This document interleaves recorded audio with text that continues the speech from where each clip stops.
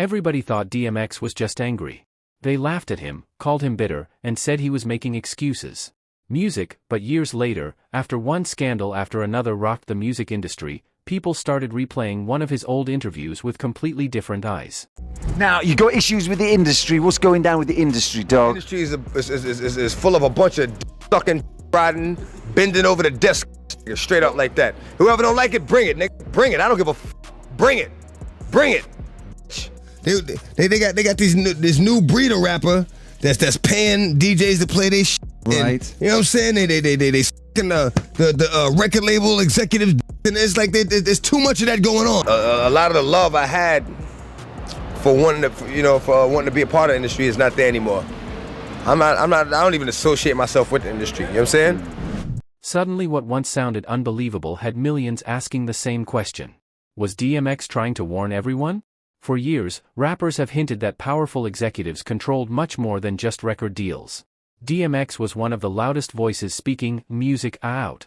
He claimed there were people at the top of the industry who expected artists to do far more than make music if they wanted a shot at success. At the time, almost nobody took him seriously. And you've always stood alone, and you know, bloodline. I don't hang with niggas. You're not gonna see me at every party, every industry party, all the clubs. I go somewhere quiet, man, shoot pool with me and my mans and them. You know what I'm saying? That's the type of shit I do. You know what I'm saying? My remote control cars, jump on the four-wheelers, you know what I mean? I ain't with all that in the club, throwing it up and all that bullshit.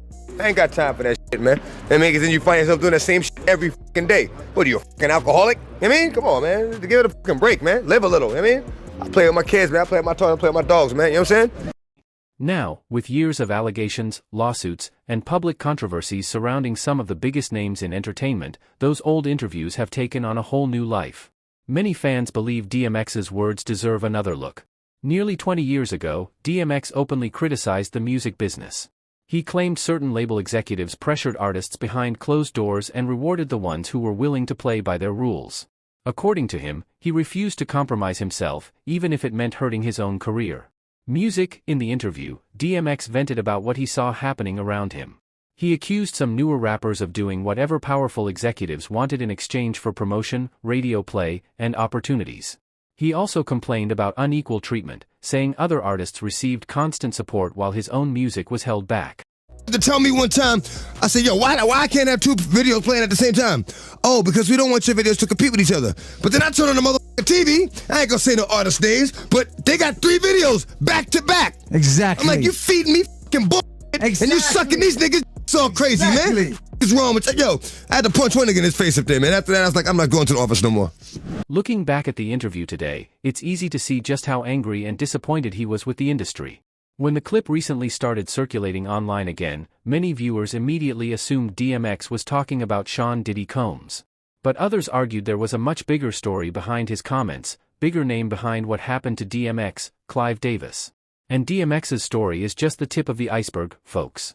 As it turns out, Diddy and Clive Davis seemingly regularly preyed on young rappers. And the situation is much, much worse than we thought. We'll get into that in detail later, but for now, let's start with the rumors surrounding Diddy and Clive Davis. To be clear, what comes next involves allegations, rumors, and opinions that have circulated publicly for years.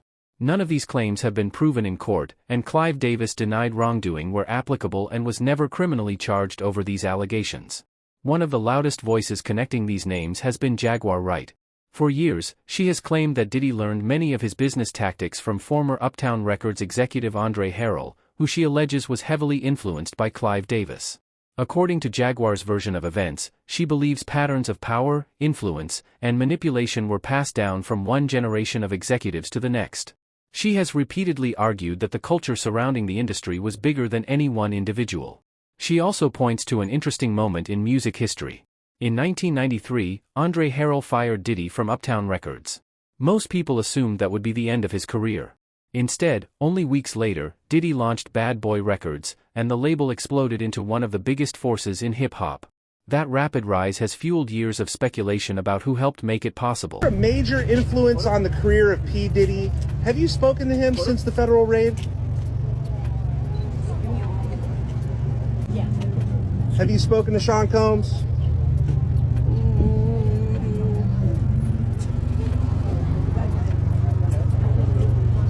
Any comment, Mr. Davis? Any comments about Diddy? He credits you as one of his mentors.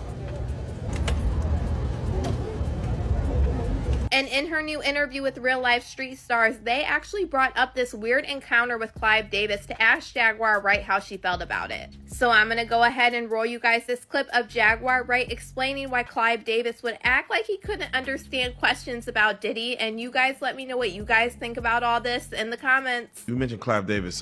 They just showed him recently walking into somewhere, and they asked him about Diddy, and he said, "Who?" Is that old age, or does he not? They're not in the same world, or they're in the same world, but they're not cohorts. He's definitely been his ass. Oh, okay. I would call that the same world. Okay. It's pretty And intertwined. for him to say Diddy who is his way of saying, I'm not talking about Sean anymore. Maybe he's been playing cozy with the other Sean. Maybe he just got him another Sean. Okay. Jay-Z's awful quiet. Jaguar Wright has repeated a long-running rumor claiming that Clive Davis played a major role in helping Bad Boy Records get off the ground. She has also repeated allegations about how that support was allegedly obtained. Those claims have never been substantiated with evidence, and they remain rumors. What is publicly known is that Clive Davis became one of the most influential executives in modern music. Through decades in the business, he worked with countless successful artists and helped shape the careers of many household names. In 2013, Clive Davis published his memoir, The Soundtrack of My Life, where he publicly revealed that he is bisexual. This led many to wonder if he had ever had inappropriate relationships with his own artists, or more specifically, young rappers. If anyone's gonna know about Diddy's secrets, it's going to be this guy who was his bodyguard in the 90s, and he actually exposes a lot about Diddy. A lot of people believed that, Usher was groomed by Diddy. He wasn't only groomed by Diddy, he was groomed by L.A. Reid, the rest of them too, man. Because they knew what happened. Then they came out and brought him back, and all of a sudden, he's getting all the great tracks. He's getting all the songs. They making him into this star, even though he may have been a... He knew that Diddy was involved with other men, and he also witnessed the weird things going on in his house with young boys such as Usher. He claims that everything Diddy was doing to young boys actually happened to him by his mentor named Clive Davis. This man introduced Diddy to the music industry, and he actually came out as bisexual recently, and it's been said, allegedly, that he forced Diddy to do certain things with him in order for Diddy to start his career. He basically gave Diddy the opportunity to start Bad Boy Records, and if it wasn't for him, then Diddy would be no one. Over the years, numerous stories have circulated online connecting Clive Davis to the mysterious deaths of the artists that worked for him. One example often mentioned is singer Phyllis Hyman, whose tragic death has been the subject of years of speculation on the internet. I totally forgot your connection to All these how deep your connection was to Phyllis Hyman. That story just sad, and but for her, like that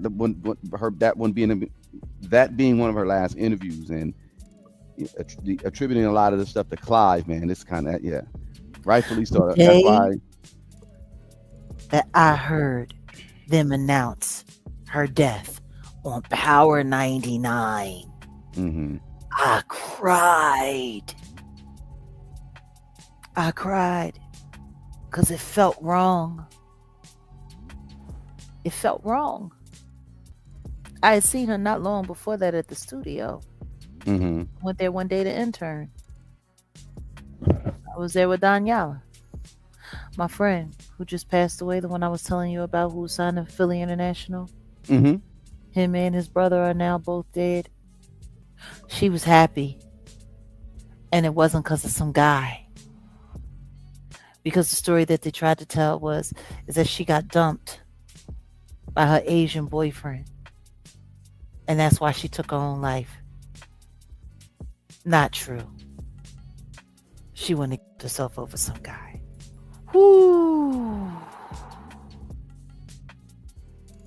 There's so many dark memories around happy ones, and it's just sad. Because as long as you're in this business, as long as you're a part of the industry, you're never truly safe. Never. And at any time, if somebody decides they want to punch your ticket because you're not cooperative, or just because you got the right insurance policy. Some articles and commentators have suggested she intended to expose powerful figures before her death. When it comes to Phyllis Hyman, she had a lot of incidents with Clive Davis, but there was one incident that stands out the most. By the start of 1984, Phyllis Hyman had $50,000 in unpaid bills. She owed a lot of people money, she couldn't pay her staff, and her record label Arista, they were trying to work with her. Money was getting tight, so Phyllis and her manager, they set up a meeting with the record label. The meeting was to talk about her finances and future plans with the label. And I think she was hoping to leave with the check after. But they would shut that down fast, as Phyllis would find out she owes the label $429,000. Also around this time, Clive is locked in on Whitney Houston, who he sees as his next big star. And even after finding out that she owes money, she still tried to make it work with the label. So they have another meeting after that one, and this time around, Phyllis is going in with a clear mind and a clean slate. She wants to make everything right with Clive Davis. The meeting goes great, and for what Clive told her, he wanted to work things out with her. Once she leaves, she gets dropped from the label that same day. Even though he told her he wanted to work things out and wanted to keep working with her. This put her in a bad spot because now she's a free agent, but she still owes them the money. I don't deal with it very well. I manage to produce and deliver. But personally, I haven't dealt with it very well. I've had a lot of emotional ups and downs. As I said earlier, I have begun the process of recovery, so to speak, you know, just trying to feel better about myself, regain my confidence. As a result, many people believe that the only reason Clive never faced an investigation into Phyllis's death is because he had friends in high places. Another claim that regularly appears in these conversations is that a private meeting took place in Beverly Hills at Clive Davis's house during the mid-1990s involving music executives, government officials, and other influential figures. According to rumors, artists were allegedly encouraged to create music that promoted destructive messages because it would benefit larger systems. In that 1995 meeting in Beverly Hills in the home of Clive Davis, who was responsible for the murder of Whitney Houston, I said it. His days are numbered. And there were rappers there from all over the country. They were invited to the home of Clive Davis, along with members of the CIA, FBI, which they didn't understand why the government was there, including many directors and CEOs of the private prisons throughout the United States was at that meeting in the mansion of Clive Davis. And they were telling these rappers, you need to create songs talking about please, calling black women bees and hoes. You need to get more nasty so we can fill our prisons that we're building. Okay.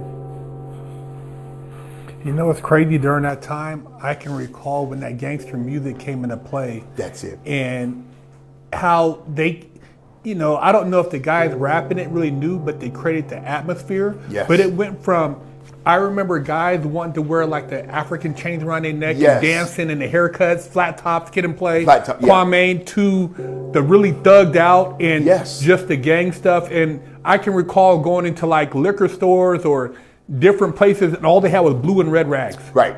It was just like that stuff was unprogrammed. That brings us to another phrase that has appeared repeatedly in online discussions, the so-called gay mafia.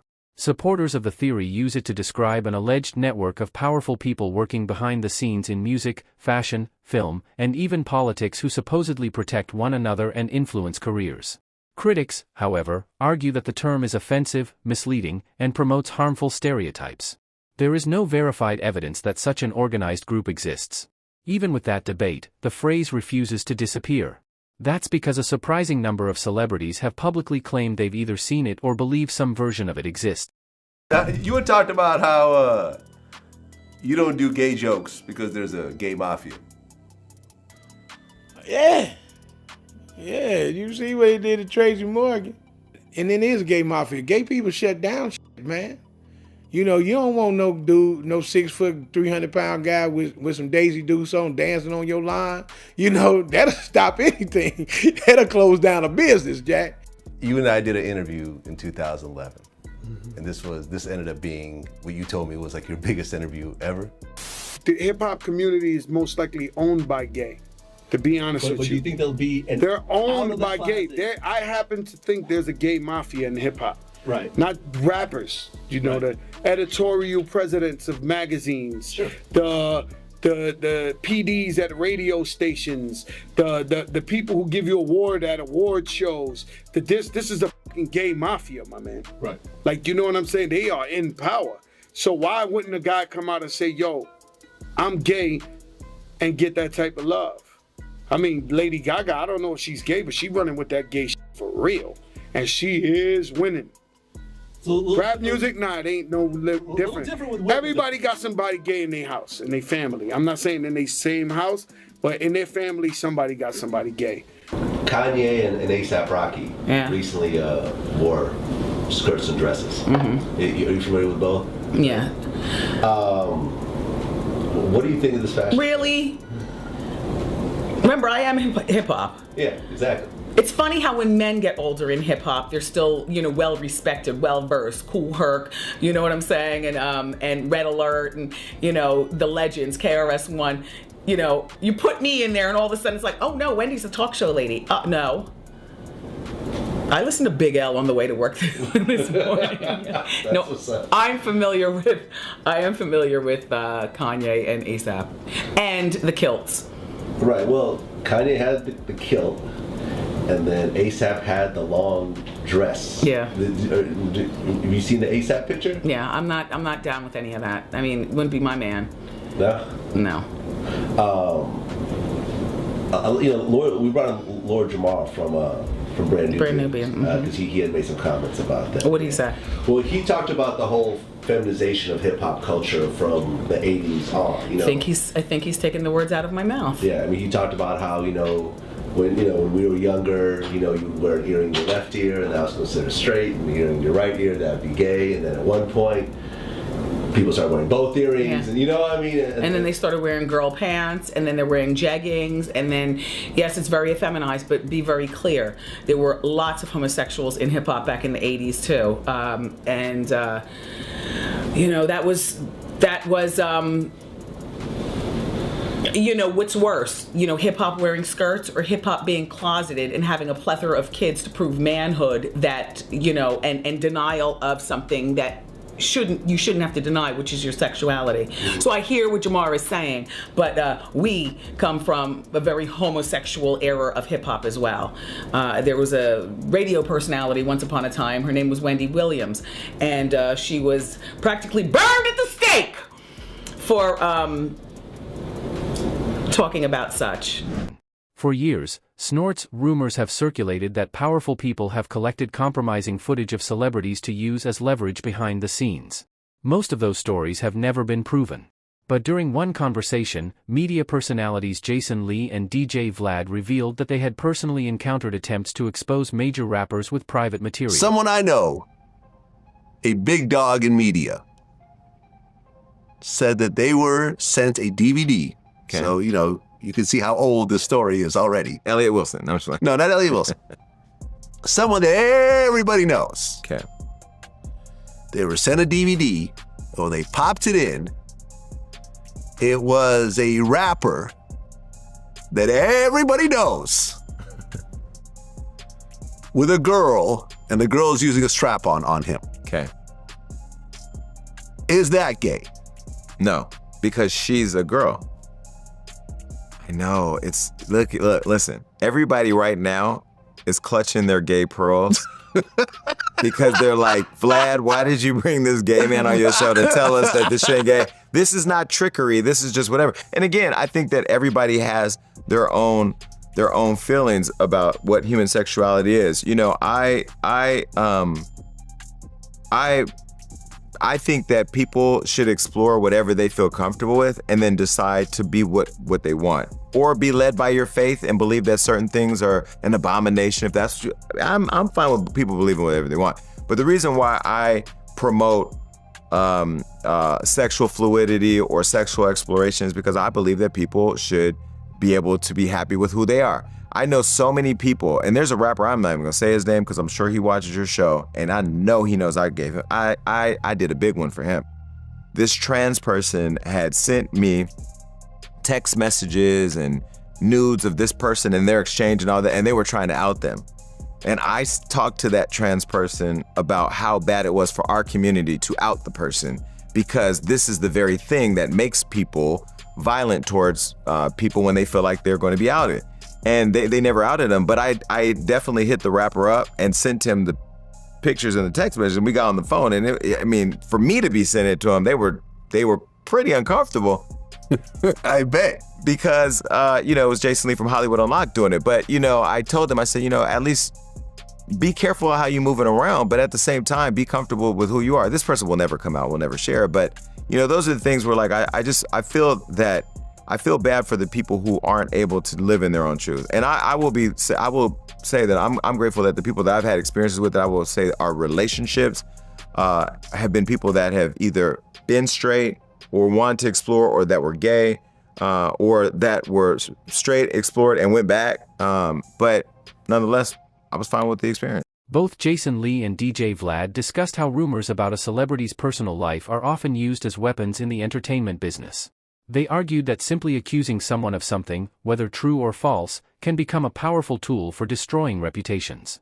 And you know what makes things particularly horrifying? Diddy has been alleged to have used that weapon against people for a long time. Music, in fact, Gene Deal has revealed that his parties were merely a means of gaining leverage on the celebrities he invited. They would have went there and they found guns, drugs, and Diddy was there, they would have brought him in. You know what I'm saying? They would have brought him in, like they brought his sons in. And then they want to know, well, why are these unlicensed guns in the house? Who drugs these belong to? All those things like that. But a lot of people probably believe that, you know, they just want to know, and the government want to know what things those people were doing on those tapes and who was doing shit on those tapes. Because I heard they found like 250 cameras or something like that. That's what they say. They said they found a lot of cameras. Right.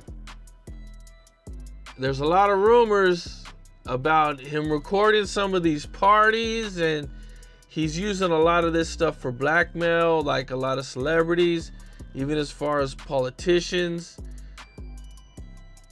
You know, I think even Little Rod said that Diddy had every room taped and bugged. Right.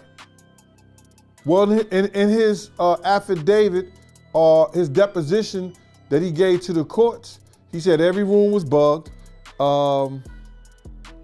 and that he did have tapes and information on a lot of different celebrities and people in the music business, people that were in politicians, and like I said, in other platforms, people that was in the ministry. Allegedly. Oh, that's crazy. Yeah. Now, if the feds got their hands on these tapes, you could very well see like a domino effect of shit coming down on everybody. It depends on what's on the tapes. Former Bad Boy artist Chopper Music also spoke out after attending multiple parties hosted by Diddy, and his account doesn't completely match what many people expected. While he says he witnessed plenty of shocking behavior, he also claims there are parts of the public narrative that don't line up with what he personally saw. According to Chopper, the parties were filled with wealthy celebrities drinking, using drugs, and engaging music in intimate behavior with one another. Perhaps the most revealing part of his interview came when he described what he believes was the unspoken rule of those parties. Chopper said there was an understanding that whatever happened inside stayed inside. It was like celebrities was fucking each other, like all the movie stars and all the actresses was fucking like it was nothing. They was on that powder heavy, but they was fucking. Hey, how you doing? Was down with you. Oh yeah. That's how it was. So I liked it to freak out. So I don't know. Maybe I'm tripping, but it was fun to me when I was young and I was there. It was fun to me. I was a kid in the candy store, looking at all these actresses that you grow up watching. You heard me, and these hoes sucking dick and fucking and doing powder and all types of wild foolishness. But if that's a crime, then sign me up. I like to go for celebrity bit that you'll never get no play from if you would have met her regularly. Why not?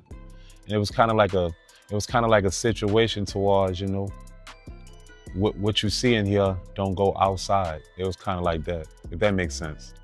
Whatever happens in here stays in here, because everybody got something to lose in here. So it's kind of like that too. So I guess that made people be okay and willingly able to do whatever they wanted to do in there. You heard me? Because they knew that at the end of the day, it wasn't going to come back out up there. That's why people were so eager and fun to do what they wanted to do in there. Just my opinion. Because everybody has something to lose. Whether someone believes these stories or dismisses them as rumors, music, a thing is certain. DMX's interviews are being viewed very differently today than they were when he first gave them. Now the question has shifted from was DMX just angry to was he seeing something that others were afraid to talk about? What do you think? Were these artists exposing a real culture inside the entertainment industry? Or have years of speculation turned unproven claims into something much bigger? Music, let me know your thoughts in the comments.